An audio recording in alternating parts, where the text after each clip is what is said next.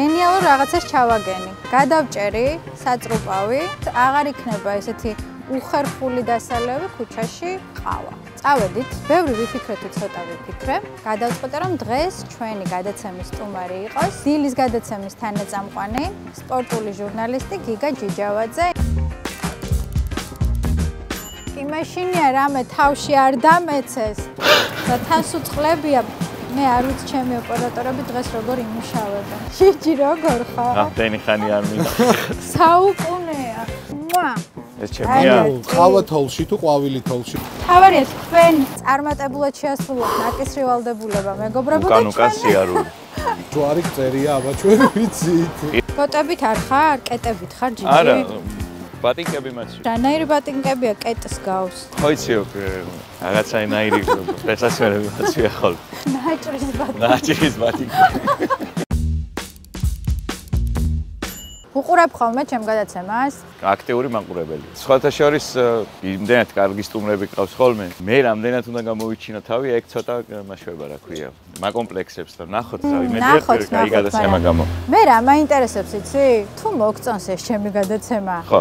ამ სოციალურ ქსელში ერთხელ მაინც ხო შეიძლება რომ დამილაიქო. არა და პირველი ვიყავი, ვინც შენი გადაცემის ანონსი გააზია. ჩაი რას ნიშნავს ასაკი. ისე რატო გადამეკიდე ამ ასაკზე? მე რაც მაკომპლექსებს, მინდა რომ სხვასაც აკომპლექსებდეს. ასაკი გაკომპლექსებს? რა თქმა უნდა. ერთ სკოლაში სწავლობდით? არა, ქალაქიდან ვიცნობ ბავშვებიდან მე ქალაქში გვიან ჩამოვედი. სად იყავი ამ დროს? გარადოკში. თოთაშორის ქალაქის განაშენიანება, გარადოკი, ბორნი, ბარცხანიდან დაიწყო, ესე რორამე როიცოდეს. ძირძველ ბათუმელებად მევიჩნევ გარადოკელებს. ჯიჯი, როგორ აღმოჩნდი ტელევიზიაში? სრულიად შემთხვევით. ძალიან საინტერესო დაიმთხვა ხე კითხვა და ეს ქუჩა. რუსთაველის და შავმიერის კვეთაში ქონდა ოფისი, სადაც ადრე მუშაობდი. და იქიდან მოვდიოდი ესე, აი ამ გზით. და ტელეფონზე დამირეკა გიორგი მურვანიძე. და მითხრა სათხარო ჯიჯიო და მეთქი, აი ხა ტელევიზიასთან ვიქნები წუთში მანდ ვიქნები და თუ გაქო დრო ტელევიზიაში რო შემოხვიდეო და მეთქი კი რა პრობლემაა. მანამდე ვიყავი 3 იანვარს სეკრეტ სანტას თემაზე გადაცემა ჰეშტეგი სტუმარი ვიყავი და იქ უნახავს ჩვენი ტელევიზიის დირექტორს ჩემი სტუმრობა და უთქვამსო ეს ბიჭო სულ ლანძღავსო, ესე რა ქვია, აჭარის ტელევიზიაში. აი ეგ მომენტი უფრო მაინტერესებს. რატო ლანძღავდი აჭარის ტელევიზიაში? არ მომწონდა, ისე როგორც დღეს არ მომწონს რაღაცები, მაშინაც არ მომწონდა. ვაგვიანებდით ზოგჯერ ეთერში შესვლას რაღაცები, მასშტაბური რაღაცები რო ხდებოდა, სულ ბოლოში შევდიოდი. სულ ქონდა ეს პროტესტი, რატომ უნდა ვიყოთ ჩვენ ვიღაცაზე ნაკლები. და ამას აქტიურად Facebook-ზე წერდი. მაშინდელმა მენეჯმენტმა ეთყობა გაიფიქრა ერთი ეს ბიჭი, მოდი გავაჩუმოთო და აიყვანეს. არა, მე ვფიქრობ რომ უფრო მიზანი ის იყო რომ მოდი ერთი შიგნიდან ნახოს რა ხდება ამ ბიჭმა. მითხეს რომ მოდი ერთი თვე საცდელად თუ გაუძლება. გაჯექი აბა ერთი ეთერში და როილანძღები აბა თუ ადვილი ეთერში. აიმე სადავართ ხალხნო როგორ გავიაროთ აქაურობა უკან ჩვენ წინ იმათმა უკან მე მგონი იქიდან გადავიდეთ ჯო მე ძალიან მივესალმები რომ ქვაფენილები აღარ იქნება რა ხო ქვაფენილები რო აღარ იქნება ეგ მეც მიხარია მართლა დიდი ხანია ვითხოვ მოხვედი ტელევიზიაში და ეგრევე დაგვსვეს ეთერში იმ დღესვე პირველი შოკი იყო მეთქი არა რა ტელევიზიაში სტუმრობა მირჩევნია მე. მოცადოთ და ნუ მეთქი კაი ჯანდაბას. წავედი ეგრევე რაღაცა ახალი ტანსაცველები ვიყიდე მომენტალურად და საღამოს დავჯექი ეთერში. არ დამავიწყდება არასდროს შუა ეთერში 15 წუთიც არ იყო გასული აუდექი, კან რაღაცა სიუჟეტი გადიოდა და მეთქი წავალ, იმიტომ რომ ნუ შეუძლებელი იყო სუფლიორი რომ დავინახე და იქიდან უნდა წამეკითხა. ანუ სუფლიორზე დავარჯიშებიც არ იყო. არა საერთოდ აი არაფერი საერთოდ სტუდიაში შევედი იმაში როცა ეთერში რომ დავიწყე. შენ ქონია ბედი დაიღბალი. სიმართლე გეტყვი არ მომეწონა პირველი გადაცემა, ანუ ჩემთვის არ მომეწონა. აი როდის მოგეწონა საკუთარი თავი ყველაზე 13 დღეში მივხვდი რომ ჩემი იყო. მივხვდი რომ აღარ მინდოდა წასვლა და ის ერთი თვე იქნები რომ ის თავში მიწერილი ვარ ერთი თვე რო გავა მე რა ვქნა და მე მითხესო ხო პირდაპირმა ეთერმა იცის ეს აი სახეობებზე რო ამბობენ სცენის მტვერით რომ მოიწამლები ერთხელ მე რთულია უარისქმა ზუსტად იგივე. შეიძლება არც მეტყველება მივარგო და არც რაღაცა ჰაი კლასის ჟურნალისტი ვიყავი, მაგრამ გულს ყველა მეუბნება და აი გულწრფელი ხარ და რაღაცა ასწორებს. ვაჟარო წყალში დადის ცოტა ისევ დარდობ. არა უშავს. ოპერატორი ვისისთვისა რომ იწვალოს. ჰეშტაგის ეპოქა დასრულდა შენს ცხოვრებაში და აღმოჩნდი დილის ტალღაში. ცდილობები მქონდა რომ ჩემი გამეკეთებინა, მაგრამ აშკარად ვერ მივედი იქამდე რომ შენ როგორ ფიქრობ, კიდევ რა გაკლია იმისთვის რომ ეს ნაბიჯი გადადგა? ალბათ მონდომება. რაღაცებს მე ვაკლებ, მე დარწმუნებული ვარ ამაში, იმიტომ ბევრჯერ მიფიქრე ამაზე საკუთარ თავთან, რომ შენი გააკეთე, შენი. არა მარტო ტელევიზიას ზოგადად ისეთ ცხოვრებაში ისეთი ტიპი ვარ, რომ მიყვარს რაღაცა კომფორტს შევქმნი, იმ კომფორტიდან გამოსვლა მე მიჭირს. ყველაფერში ესე ვარ, საჭმელზეც ესე ვარ, სასაცმელზეც ყველაფერი ვიცი ამოჩემი, სანამ არ მომბეზარდება. რა მაქვინი ხარ? კი, ხო, უფრო ქალებს შეფასება, მაგრამ მე დრამა ტიპი ვარ, კი, ანუ ოღონდ რაღაცა ვაივიში არა, მაგრამ საკუთარ თავში უფრო დრამა ვარ, ვიდრე ფართოდ. ესე იტანჯები ხოლმე? ხო, რაღაცეებში კი. 39 წლის ასაკში მამაკაცს რო პირადი ურთიერთობა ჯერ არ აქვს დალაგებული. რა შეიძლება ამის მიზეზი იყოს? ვინ მინდა და რა მინდა ვიცი, მაგრამ ის კანდიდატურა ვერ ვნახე შესაბამისად. აჰა, მე გეტყვი რატო? მითხარი აბა? შენ თავიდან ხიბლავს დამოუკიდებელი, თავისუფალი, ცოტა ექსცენტრიული, ღია ქალები და მე რო იწყებ ურთიერთობას, მე იწყებ ამ ღიობის ჩახშობას. აი, ზუსტად. რა კარგად ვიცნობს. ხო და რატო, როგორ ფიქრობ? ძალიან ეჭვიანი ტიპი ვარ. მაგარი, აი, სასწაული. ყველაზე მეტად საკუთარ თავში რაც არ მომწონს, ეგაა. შენ თავად მოღალატებუნების ხარ თუ არა? ადრე ასაკში რო გეკითხა, გეტყოდი არა მეთქი, მაგრამ ეხლა საკუთარ ცხოვრებას გადახედო, ზოგადად ისე ცხოვრებაში მოღალატე ტიპი არ ვარ, მაგრამ ურთიერთობაში შეიძლება რაღაცებით შეცდომები მაგ დაშვებული. ზედმეტი ყურადღება ვიღაცას უბრალოდ მიაქცია, შეიძლება მაგაზეც ვიეჭვიან. ხო და ვებრძვი ამას, წიხლებსაც ურტყამ ზოგჯერ საკუთარ თავსაც, მაგრამ ჯერ არ გამოდის და იმედი ოდესმე გამოვა. ჩემი და მამის ურთიერთობა ცოტა ისე იყო, რა ქვია, ძალიან დიდი სიყვარული იყო, მაგრამ აი დისტანცია ჰქონდა. პატივისცემა ალბათ, ხო? ხო, პატივისცემაც იყო, ცოტა შიშიც იყო. იმას არ შეეძლო ეს სიყვარულის გამოხატვა. შეიძლება შენ გამო რაღაცა თები გადაიდგა, მაგრამ ამას ვერ გამოხატავდა. მამობრივი სითბო გაკლდა სადღაც? შეიძლება, ხო, მისი ცხოვრების წესიდან გამომდინარე, შეიძლება მაკლდა. ძველი აღზრდის მეთოდი ეგეთი იყო. ისეთ პერიოდში მოგვიწია ჩვენ ცხოვრება, რომ არ ყოფილიყო ეგეთი, შეიძლება ცოტა სხვანაირად გავზრდილიყავი მე პირადად. ვიცოდი, რომ 9 საათის მერე სახლში უნდა ყოფილიყავი, ვიცოდი, რომ სიგარეტი არ უნდა მომეწია, ვიცოდი, რომ რაღაცები არ უნდა დამეშავებია და იმ პერიოდში გავიზარდე, რომ ეგ რო არ ყოფილიყო, ეგ შეზღუდვები დარწმუნებული ვარ, გზას ავწდებოდი. სულ მაგას მეუნებოდა, ჩემი რომ ეს მოგწონს, ანუ ესე გინდა ცხოვრება, ესე რაღაცა ეს ამას უნდა ისწავლე, სულ მაგას მეუნებოდა, ისწავლე და მითხარ რომ შენო იურიდიულზე უნდა ჩააბარო. მამაჩემო თქვა ეკა რა უნდა მეთქვა, სულ ეთქვა რომ ბალერინა უნდა გამოსკვიდაო, ბალერინა გამოვიდოდი, იმიტომ რომ ესე იყო რა. მეორე დღეს მოვიდა და მითხა რომ აი ახლა ჩემი შვილი იურიდიულზე არ უნდა სწავლდეს და კაი მაშინ სხვა ფაკულტეტს მოგიძებნე. შეთვითონვე შეცვალა? ხო, მე მითხა რომ აირჩიე შენ რომელი გინდაო და მოკლედ მივედი და მითხეს რომ აი ეს ფაკულტეტი ყველაზე ისეთი იყო და სახელმწიფო მართვა ესე იყო და მოკლედ მაგ ფაკულტეტზე ჩავაბარე და რა ისწავლე? სახელმწიფოს მართვა. რა ხოლმე მე ფიქრები მაგ მიმართულებით. მთელი ბავშვობა დედაჩემს აქვს ჩემი ჩანაწერები, ხელით წერდი, ან ბავშვობიდან ჟურნალისტობა მინდოდა თუ რა მინდოდა არ ვიცი.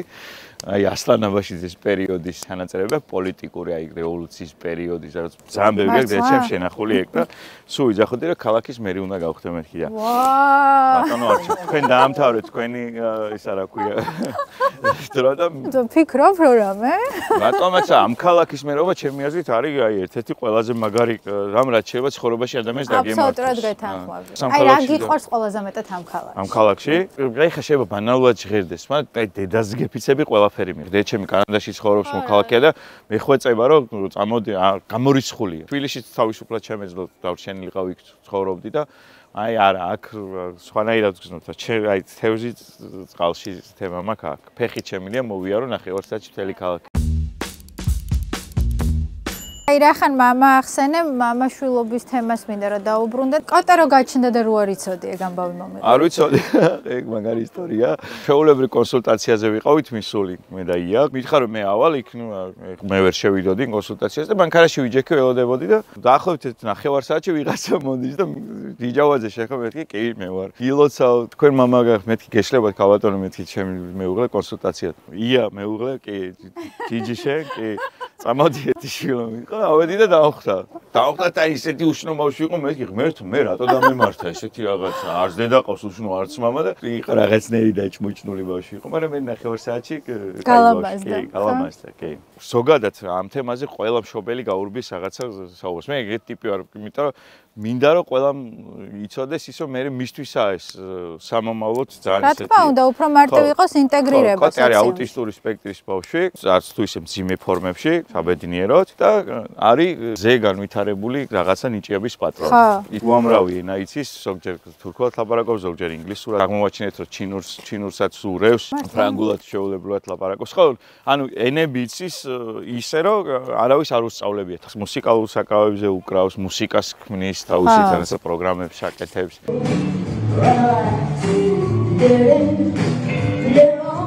სპორტი უყვარს, ჩემზე მეტად თუ ვინმეს ფეხბურთი ეყარებოდა ცხოვრებაში ვერ წარმომედგინა. ზოგადად მაგ სპექტრის ბავშვებს არ უყვართ წაგება.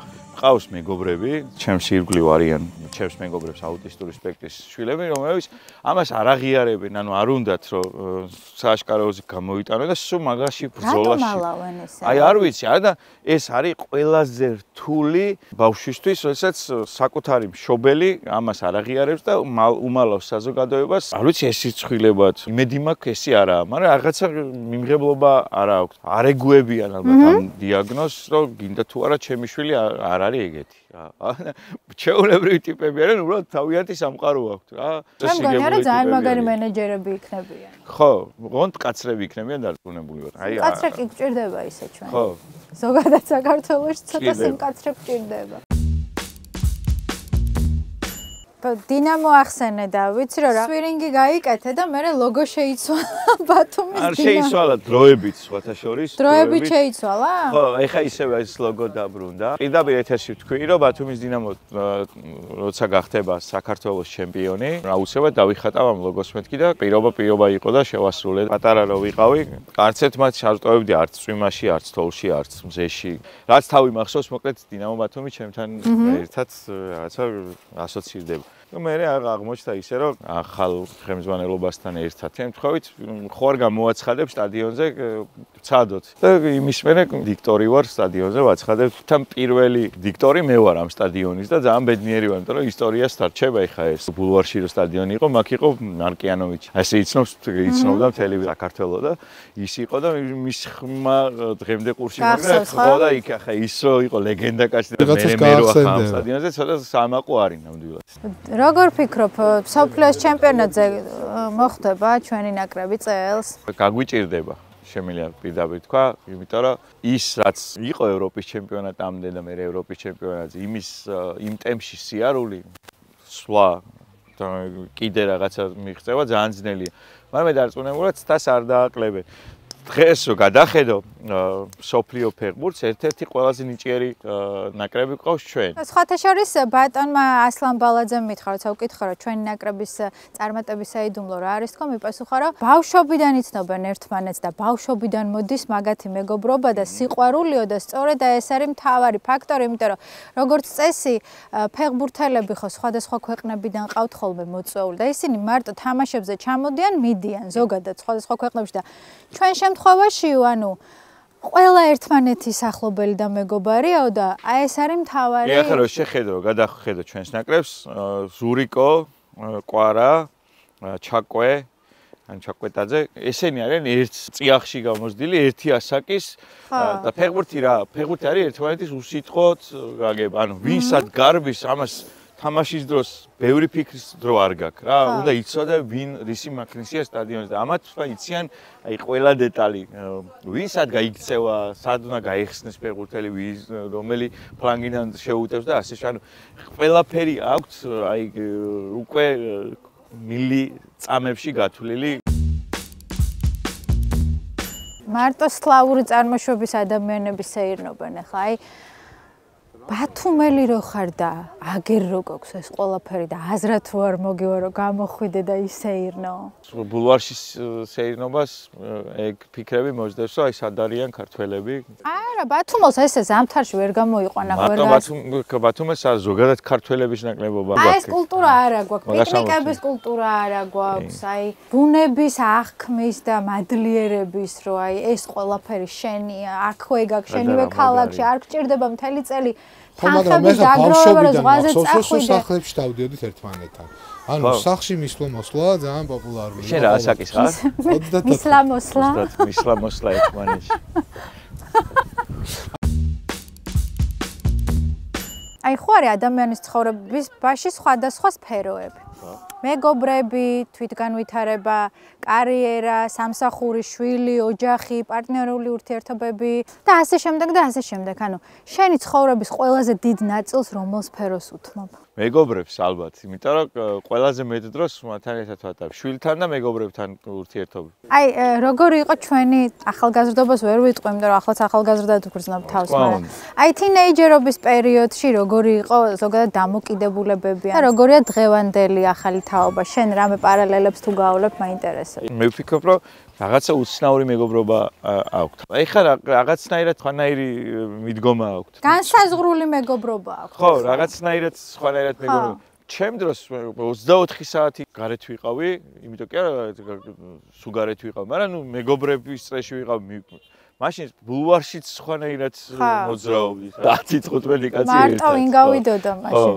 ეგრეთ წოდებული ბირჟაობაც სხვანაირი იყო, რაღაც საკეიფო წასვლაც სხვანაირად. ეხლა რაღაცა სხვანაირად მეგობრობა. მე მახსოვ ხარ შენ ბავშვობაში კლუბებში. ბონიდან დადიოდი? კი, სხვათა შორის და ფეხით ძალიან ბევრჯერ წავსულა რაკიდან დილით უცააძე ფეხით. აი რომელი კლუბი გახსოვს ყველაზე მეტად რომ? აქ რო იყო აჭარა მიუზიქოლი, აქედან დაიწყო ჩემი კლუბის მიმართ სიყვარული და მე ბუნგალოისტი არ იყავი? ბუნგალოში სხვათა შორის მაგას საკში პატარა ვიყავი. 17-18 ხო და 17-18 წლის საკში, მაშინ მე 8 საათზე სახში უნდა ყოფილიყავ ჩემი. რას ლაპარაკობ? ეს ჩემი გულაობა დაიწყო 20 წლის შემდეგ. ბონში იყო ესეთი კულტურის სახლი და იქ იყო პატარა გამოყოფილი ადგილი, სადაც პარასკევის შაბათ დღეს მუსიკა უკრავდა, ომატარა დიჯეი და ფლობელი იყო შუშანა და ერქვა შუშანა ლენდი. ახლა იყო დიანა ლენდი, იქ იყო შუშანა ლენდი. დილის ტალღაში რო ისტერიკა რომ მემართებოდა. გადაბჟირებები. მემართებოდა. რიჟის რომ ეძახდი რაღაცემაში. მოკლედ რიჯი მე მგონი რიჯი შენ ხარ თუ კარგი. რიჯი უფრო ჯობია. რიჯი. თუ გამაჩი. ხა გამყვება ეს წელი ეთი. მაშინ მადლობა ჩვენ სტაჟიერ გაბრიელა კვაჭანტიაძეს, გუნზადეს სამყაროს სიუჟეტი. მადლობა და მოკლედ გურიაში ვიარეთ. რაღაც იმაში. ვიცადე ერთი წამით რა. სალომე გაგაშიძეს უნდა შევეხმე, ანუ სალომე დილამშვიდობია. არ მაცლი. ისე დაიწყე მაკეთკა მიყავდა მეგონი. კაი, გაგცე. ისეთ ადგილები ვეღარ ვიცი. სალო დილამშვიდობის. სალომე დილამშვიდობის. შენ გინდა პირდაპირ ეთერში რო არ ჩერდებოდი და რო არ მეხმარებოდი რომ დამეძლია ეს სიცილი, მან რა ხდებოდა? მე ვფიქრობ რომ აი ზუსტად ეგ სიცილი უხდება დილის გადაცემაზე, იმიტომ რომ დილით რო იღვიძებს ადამიანი, უნდა რომ ვიღაცამ ისეთი რაღაცა გააკეთოს, რომ განწყობა შეგექმნას და სიცილი ხო გადამდები რაღაცა, ხო? შანსია როგორც ქნარება გადაგედება, ისე გადადის სიცილი. შესაბამისად კარგი იყო, მე ვფიქრობ მე ყველას მოწონდა ეგ ამბავი, რომ რაღაცა გადაუვდით რაღაცეებზე. ერთი და მე ზოგადად იცი რას ვფიქრობ, მე მგონია რომ ნებისმიერი გადაცემის დილა იქნება ეს, შუადღე იქნება თუ საღამოს გადაცემა 35 ზემოთ 40-ისკენ უნდა იყოს წამყვანი, რომელსაც აქვს მეხსიერება, რომელსაც აქვს ცხოვრებისეული გამოცდილება და რაღაც გზა გავლილი იმისთვის, რომ უფრო დამაჯერებელი იყოს. მე ვფიქრობ რომ დღემდე ტელევიზიას მაინც სხვანაირი ინტიმი აქვს. შანსი არა მე სახში ტელევიზორი ჩართული არ მქონდეს, აი გამორიცხულია. შენ ზოგადად ძალიან ინფორმატიული ტიპი ხარ, ანუ მგონია რომ ნიუსი როგორც კი ჩნდება, შენ პირველი ხარ ვინც იცის და შენ Facebook-ი რო ნახო, იცი ვის მაგონე? ქართული სერიალი რო იყო, ჩემი ცოლის დაკალები და იქ რო ბაბუა. კურიერი რო აქვს ჩართული საინფორმაციო? სხვათა შორის პოლიტიკა, მაგრამ მომწონს ზოგადად ექსფერო პოლიტიკა რაღაცა ხო მინდა რომ სულ ვიცოდე რა ხდება ჩემს ირგვლივ. ორივე მხარეს შენ ცდილობ რომ ეს ბალანსი შეინარჩუნო როგორც წესი. იმდე ვერ ვიხდე რომელ მხარეს. რომელ მხარეს ხარ? არც ერთ მხარეს არ ვარ. დღეს საქართველოში ვერ წარმოუდგენია ადამიანებს რომ შეიძლება რომ ვიღაცამ კარგი რო გააკეთოს და თქვა კარგია, ცუდი რო გააკეთოს თქვა ცუდია და ამას მარტო ერთ მხარეს არ ხედავ. ამიტომ მიჭირს მე ვიღაცებთან ურთიერთობა. ეს ჩემი პირდაპირობა. საერთოდ არ გიჭირს ჩვენივრად ბალანსი. ეგონო შენ სტატუსებსაც მიძღვნიან და მავნებელი და რაც არ მიწოდები მე კარგს დავწერ ჩვენიანი ყოფილა ეს ვერ მოვაშორე. სუფრაზე ვიყავი ბოლოს, სადაც სუფრა დამთავრდა ჩხუბი პოლიტიკის გამო. იმიტომ შენ ეს რატო მოიწონე, ეს რატო დამილაიქე, იმას რატო დაუწერე კომენტარი, ამან შენ რო რაღაცა გითხრა დააგლიჯეს ერთმანეთი და რის გამო? დამოკიდებული რო ხარ და ამ კომენტარებში და ამ სკროლვაში და ეს საქართველოს ძალიან გჭირს. ძალიან უკან გხევს მე ვფიქრობ. მე მაგალითად ვარ Facebook დამოკიდებული ადამიანი. ხედავ რომ სკროლავს სულ და ეგ არ არის კაი. არ არის კაი, რას ლაპარაკობ, დილით თვალს ვახელ, ეგრევე ტელეფონი მაქვს ხელში და შევდივარ საიტებზე, მოწევ რა ხდება. ეხლა ამ ბოლო დროს განსაკუთრებით აი ტრამპის და ზელენსკის შეხვედრის მერე ის მაქვს უკვე რაღაცა გიჟივით ვათვალიერებ რა ხდება სოფლიოში. ზოგადად პოლიტიკა გახდა უფრო მეტად გულსმელი, ვიდრე აქამდე იყო. ანუ უფრო მეტად გახდა ღია, ანუ კულუარებიდან გადმოვიდა ფართოდ და ტიპები უკვე გამენ შოუს და ეს შოუ არის სახალხო და ბოლო შეხვედრებაც ჩვენა რომ არაფერი დასამალი აღარა ქვეყნებმა დაიწყეს ურთიერთობა ისე როგორც მეგობრები და კაინაცნობები ერთმანეთთან ურთიერთობენ და მე ვფიქრობ ცუდი არა უნდა სულ გქონდა ისე აუ იმან რა თქვა ნეტა რას ლაპარაკობენ მისა ქვია დახურულ კარს მიღმა ეხა ყველაფერი დახურულ კარს მიღმა რაც უნდა ელაპარაკათ ეს ყველაფერი გამოიტანეს და ხო და მე ვფიქრობ რომ კაია ცოტა შოკი გქონდა მაგრამ კაია რა უნდა ვიცოდე არ მინდა ეხა პოლიტიკაზე არ მინდა ეხა აქ ბედნიერი ხარ? რთული კითხვა. ზოგჯერ კი, ზოგჯერ არა. ძირითადად ალბათ არა. ყველა რესპონდენტი მეუნება რომ ბედნიერი და პირველი რესპონდენტი ხარ. არა ვარ, ეხლა ბედნიერება ისეთი რაღაცა ძალიან ცოტა ხანი გრძელდება, იქ ხო რაღაცა ის არა, რა ქვია, სუბედნიერი გამორიცხულია. აი რა გაწუხებს? ოუ, ბევრი რამ. მაგალითად? ბედნიერი არ ვარ, როცა დილით ვდგები და არ ვიცი რა უნდა გავაკეთე. დღეს მაგალითად ვიცოდი რა უნდა გამეკეთებინა და ბედნიერი გამეღვიძე. ვიზეზი მქონდა. გუშინ მაგათ შაბათი დღეა და არ ვიცოდი რა უნდა გამეკეთებინა და დილით რო გავდექი, დავიძინე, გავიღვიძე, აი ეგ არის არ ხარ მაგ დროს ბედნიერი. მიზეზია. ანუ საქმე გაბედნიერება. ერთ-ერთი მიზეზია მე რა იქ ვიღაცა რაღაცას მოგიყვება, ვიღაცის პრობლემას გაიგებ Facebook-ში შეხვალ, ვიღაცას რაღაცა დახმარებ. შანსი არაა რომ ბედნიერი იყო დღევანდელ სამყაროში დიდი ხანი. გამორიცხულია. ბედნიერება სხვა რაღაცა, ბედნიერება. აი, ბედნიერება გამაგერება. ბედნიერება რა არის? აი, მაგალითად, ბედნიერება არის ის, რომ ხშია და შეჭამ. ხო, ხშია და შეჭამ ბედნიერი ხარ მაგ დროს. მაგრამ გადის რაღაცა 15 წუთი და აღარ ხარ ბედნიერი, იმიტომ რომ აღარ ხშია. აუ, არიცი შენ რა ბედნიერება. გეგონოს შენ. ეს შინაგანი რაღაცა წერტილია, ის წერტილი მანათობელი, რომელიც თუ ანათებს, ის თუ გააქვს, რაც არ უნდა ხდებოდეს ირგვლივ, ანუ გარემო ფაქტორები არ გიშლის ხალს, მაინც ბედნიერი ხარ. ანუ ეხა შენ თუ რაღაც ტრაგედია არ მოხდა. ეხა რომ იძახი რომ ბედნიერი ვარ, ბედნიერი და აი შეგხვდა ადამიანი, რომელიც ხედავ რომ უბედურია.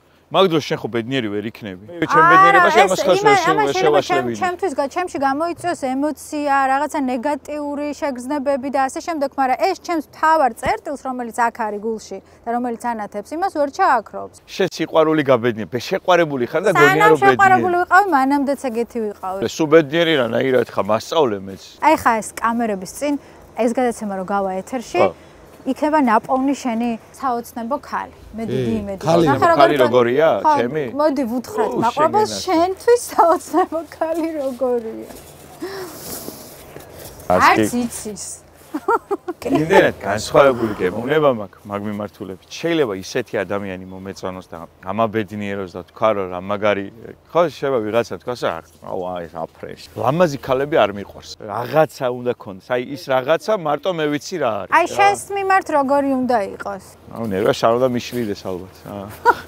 მე ვარ იმდენად კომფორტული ტიპი ანუ ურთიერთობაში. არ მინდა რომ ჩემზე რაღაცა რადიკალურად განსხვავებული ადამიანი იყოს. მაგრამ ჩემნაირი არ უნდა იყოს. ჩემნაირი არ უნდა იყოს. არა, თორე შეიძლება ძალიან ცუდად დამთავრდეს. მე გაიგეთ მეგობრებო, როგორი ქალები მოსწონს. ანუ მოვადრო და იპოვო. თვითონაც არ ვიცი და რა გაგიგოთ თქვენ.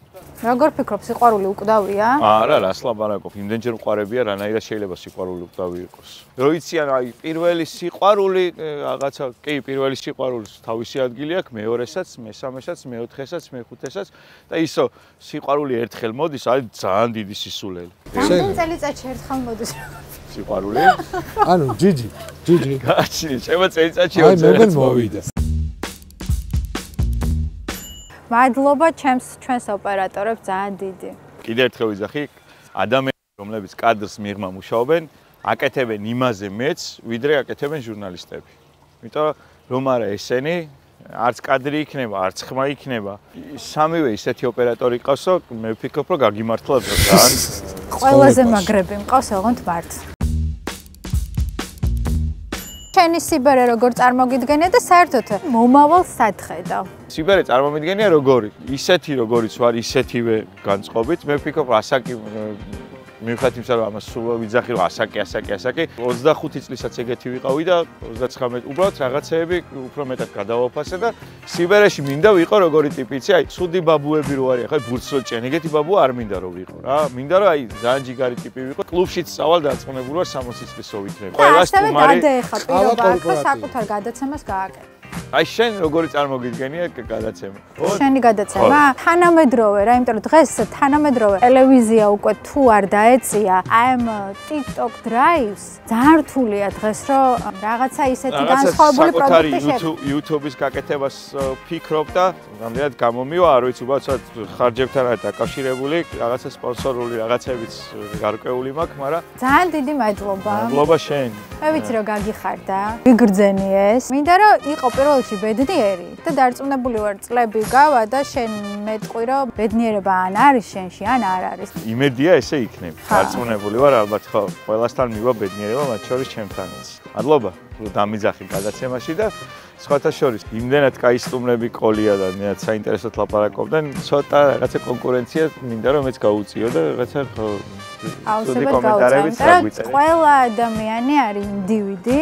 ყველა ადამიანში არის ის საინტერესო, დარწმუნებული ვარ და არ აქვს მნიშვნელობა ვის რამდენი წიგნით მეტი აქვს დაკითხული და ვის ნაკლები.